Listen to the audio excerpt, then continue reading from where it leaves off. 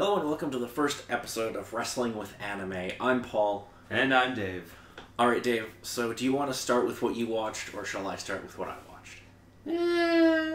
I'd probably say with what you watched, since it was also kind of a case that I needed to watch it too.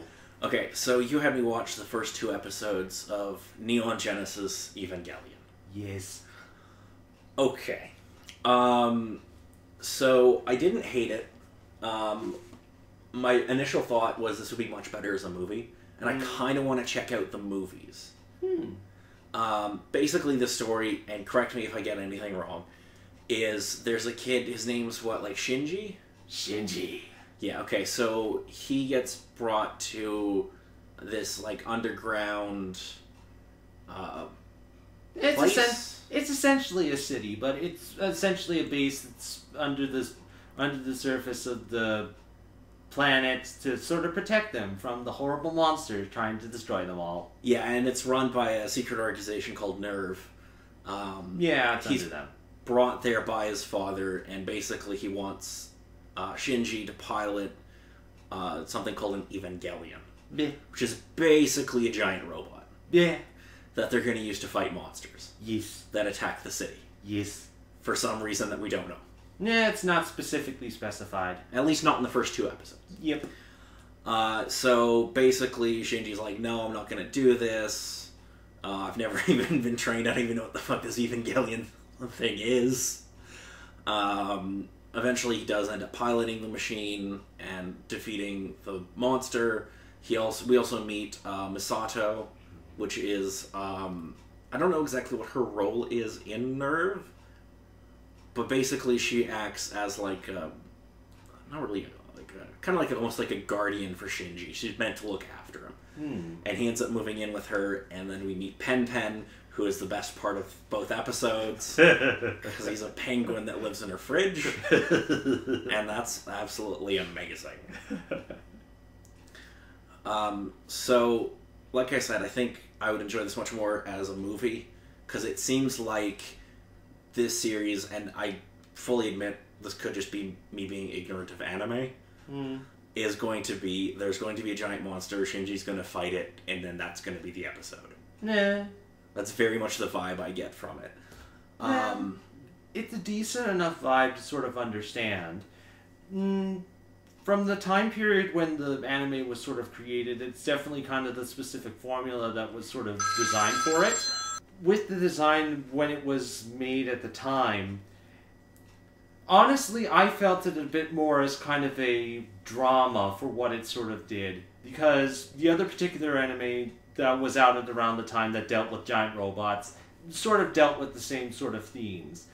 But I can definitely see someone sort of immediately going to, oh, it's a Monster of the Week sort of thing. On the whole, seeing the episode I think is definitely a good thing. I'm definitely a bit concerned because of the supposed reputation I know this show for having, but we'll get to that when we get to that. Well, in my case, I'm not sure if you'll continue watching. I'm definitely going to look at getting the first movie and trying that. I don't think I would sit through 26 episodes of it, however. So, okay, here is the thing that really struck me about the show is it came out in 95. Yeah. And Cowboy Bebop came out in 98. Cowboy Bebop looks 10 times better in terms of animation quality. Like, was this show, like, super low budget? Or, Justin, you probably know this. You're here now. Yes. Evangelion. Yes. Super low budget? Pretty low. Okay, so that's why it looks like... most of the budgets in the animation. So, why does the animation look like crap compared to Cowboy Bebop? Well, not crap, but it definitely doesn't look as good. They put their efforts in the giant robot scenes. Well, yeah, okay. I can definitely tell they put a lot more effort into that than anything else. Yes. Yeah. Alrighty. So, Dave, why don't you tell everybody what you had to watch? Well, sadly, any sort of specific names are going to be a little bit tough for me. This is going to be a couple fantastic. of wrestling matches. So the first one was The Undertaker against a new kid on the block that wanted to fight for the title. Well, yes, but no. Okay, so you watched the Undertaker Jeff Hardy ladder match from Raw. Yes. July 1st, 2002. Jeff Hardy wasn't exactly new. He'd been around for about 10 years at this point. Well, just from his sort of appearance and the look and how he sort of acted during the match, it was kind of new kid on the block, wanted to strut his stuff, be the best there was against one of the big guys at the time. Yeah, so they're definitely playing up that he's the underdog. And they specifically put it in a ladder match because the Hardys as a tag team were known for being in ladder matches. So the idea was, to the fan base, was if we put him in a ladder match, he could theoretically win the title and we wouldn't have to pin Taker. Would be kind of the idea there. Obviously, everybody who's seen the match knows that he doesn't win the title. Yeah. Because they weren't going to put the title on Hardy at the time. But what did you think of the match? Well, it was kind of the case of they did a decent amount of ridiculous things, but yeah, Hardy was kind of outmatched. Yeah, and Undertaker was not taking his shit. It's pretty great. He's basically a punching bag for most of the match. Pretty much, yeah. Yeah, he's a crash test dummy. So one of the reasons I love this match is fucking JR is amazing. The announcer? Yes. So one of the things I love about this match is JR, because he's so good at, he maintains making Undertaker a big deal and making him seem like a complete badass. And he also does a really great job of putting Hardy over and making him seem like this kid could do it. I really love, that's something that JR is really great at. Or at least was until he got fired. But, long story. As it sort of sits with me with the announcer, it was sort of good to sort of hear those sorts of particular things, but my focus was more specifically on the match, where there were a couple specific moments of, dude, if you're well enough to actually walk up that ladder, just reach up for it! Yeah, okay, so that's a pro wrestling thing.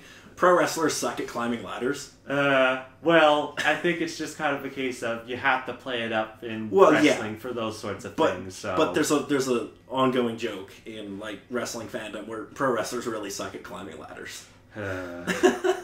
Because for some reason it takes 10 minutes when they have to win the title. Yeah. So do you have any other thoughts on that match?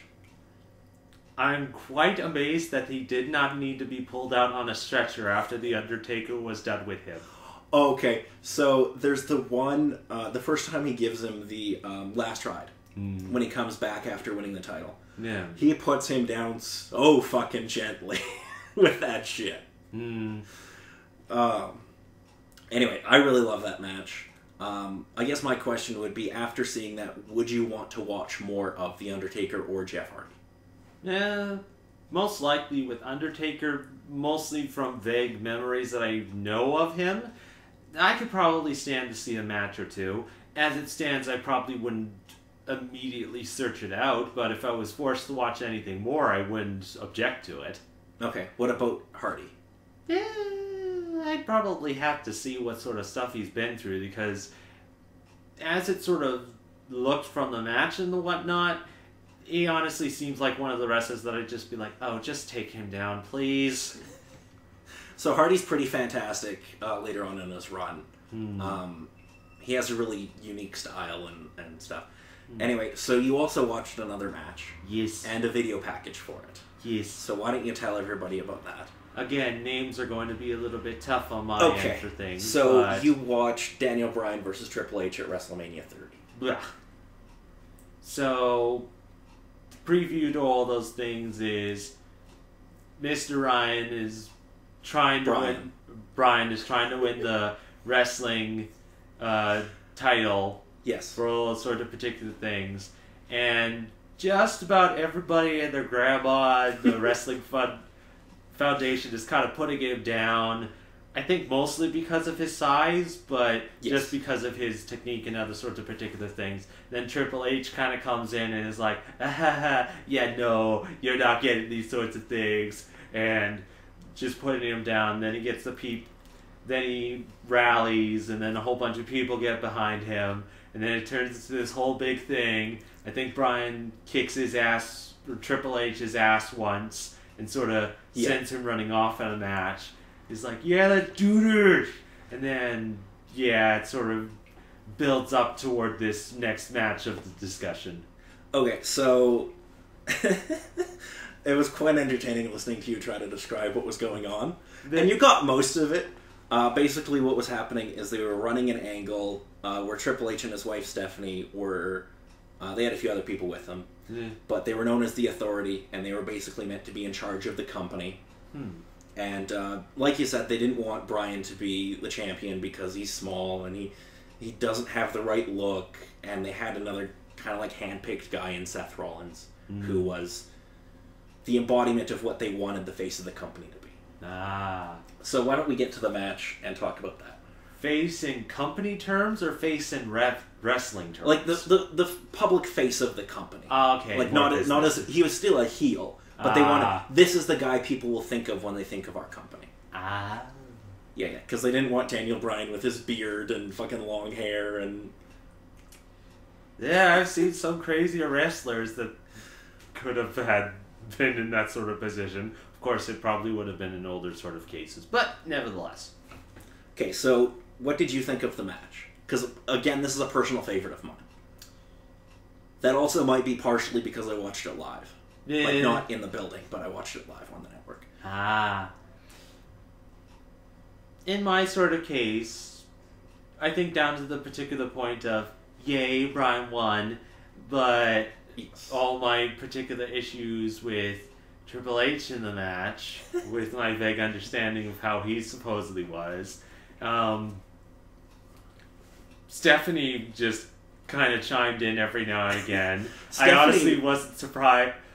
I was honestly surprised that she restrained herself enough to not bother doing anything until after the match was over. Well, had she attacked Bryan, there was a potential, in the rules of wrestling, in big fucking air quotes, if she were to attack Bryan, that would lead to a disqualification. So she can't actually hit him. Sort of goes against the point of what she was going at. But now with her tone of what she decided to say with Bryan throughout the match, she's fucking fantastic in this. It's fucking great. And I think aside from that was kind of the case of going into this big match that means a whole bunch of things to these people. And I'm also injured, so just kind of playing on, dude, what the flip are you doing? You need to take care of yourself. You're facing up against this guy now. It's like, doing this for people. It's like, yeah, the people. Okay, so what did you think of the actual match itself? Mildly concerning because I'm like, oh god, he's hurting the poor man with everything he's gone through. Why? Okay, so there's as cases of, wow, you actually got up from that. Oh right, this is wrestling. Okay. Yes, it isn't real. So there's nothing in the match that really stands out to you?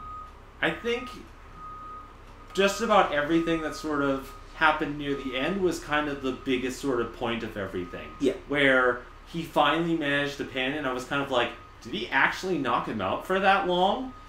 Then seeing the reactions and whatnot, yay, he won. And then, again, can't find the exact word for it, so I'm going to have to say the thing I said before. Triple H is a flippin' prima donna.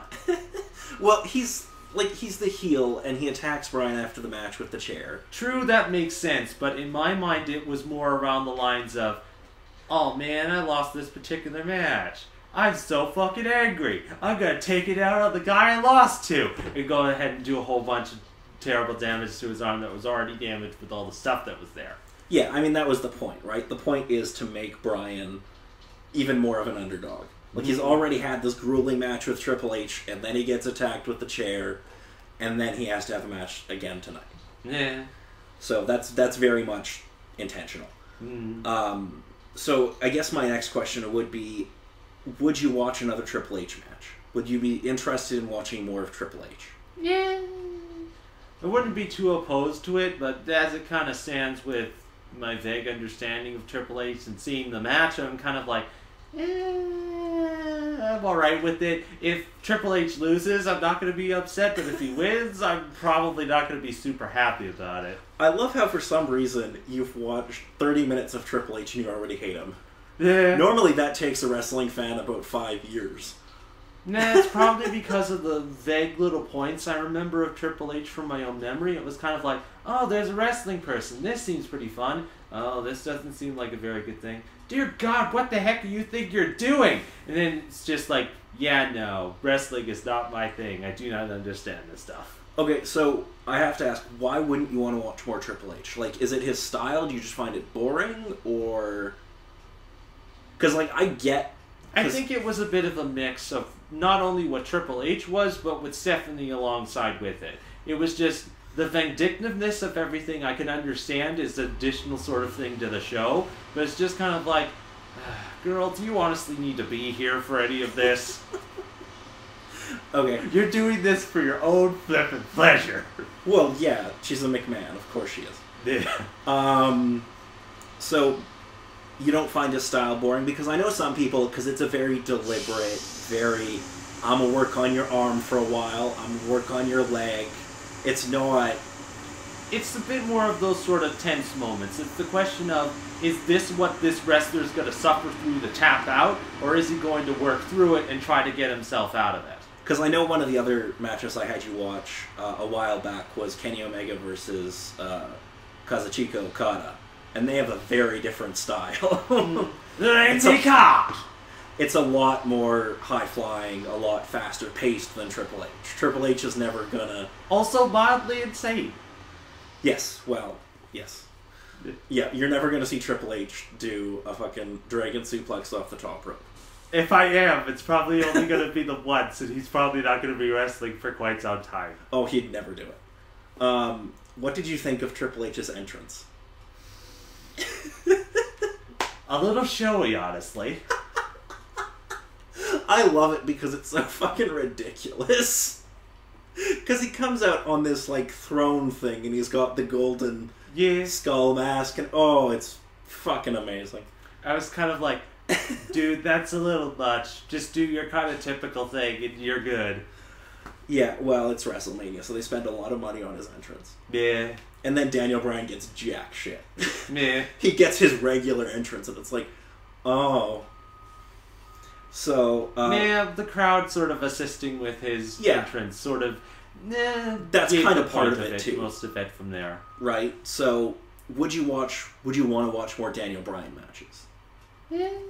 I wouldn't be too much against it. Okay. So, one of the great things about Daniel Bryan, before he came to WWE, he worked for a company called Ring of Honor. No, I think I vaguely remember seeing scenes where it's like, wait, this isn't WrestleMania. Oh, he was a person who came into it but wrestled before. Okay. Yeah, so they don't show any Ring of Honor footage, I don't think, in the video package.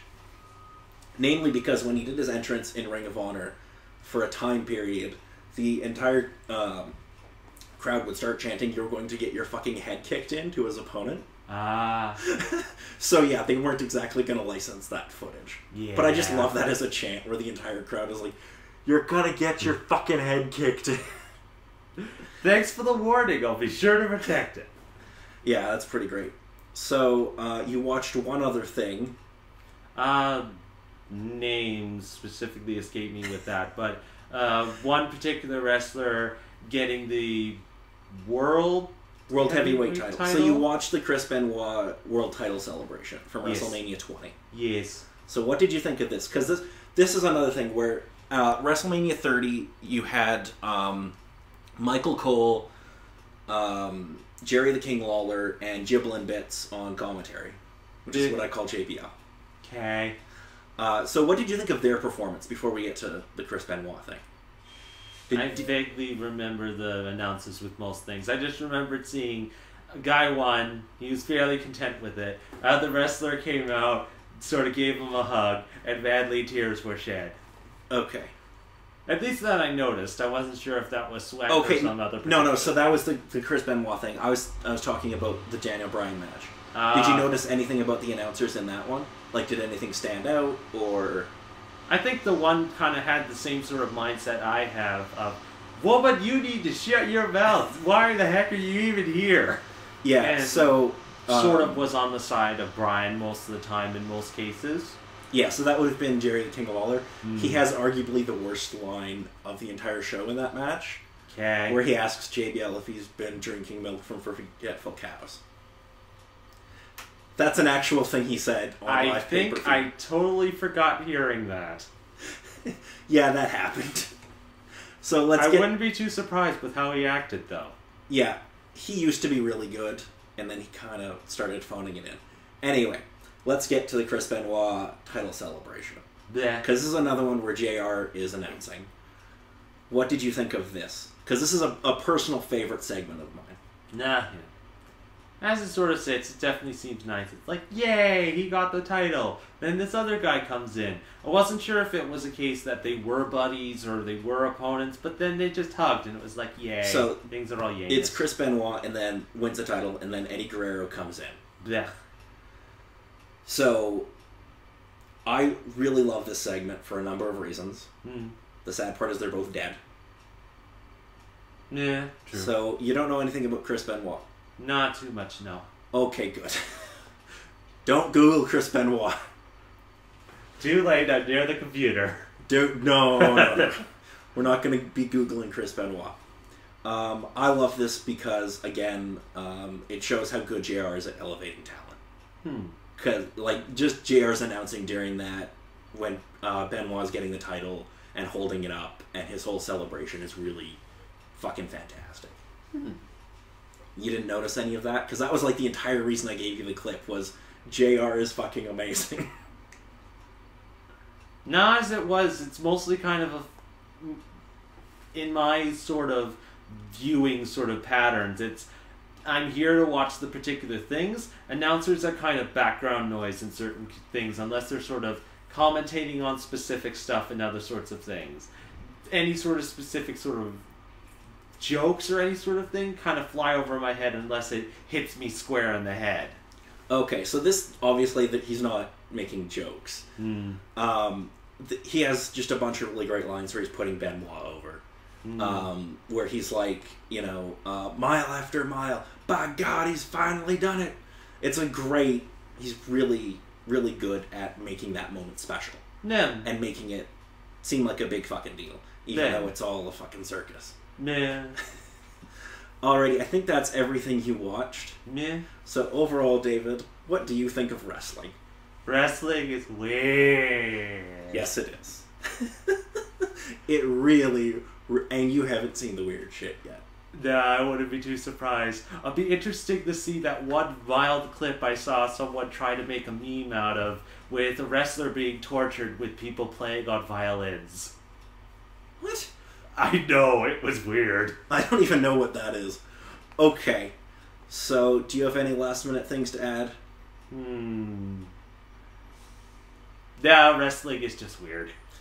Yes, it is. Justin, do you have anything to add? I agree with all their statements. That was very helpful. The fact that the wrestling is weird. It is very mostly. weird. It is also amazing. Sure. It is. It really is. Yeah. Also, anime is fucking weird. Yeah. And Yeah. it can be weird too. Yeah. Yeah, it that can can be be. accepted with the things. It's all fucking weird, but it's all fucking pretty great. Yep. Yeah. Alrighty, I think that's going to be it for this time. I'm Paul. And Dave. I just got here. Who are you, you idiot? Justin. Alrighty.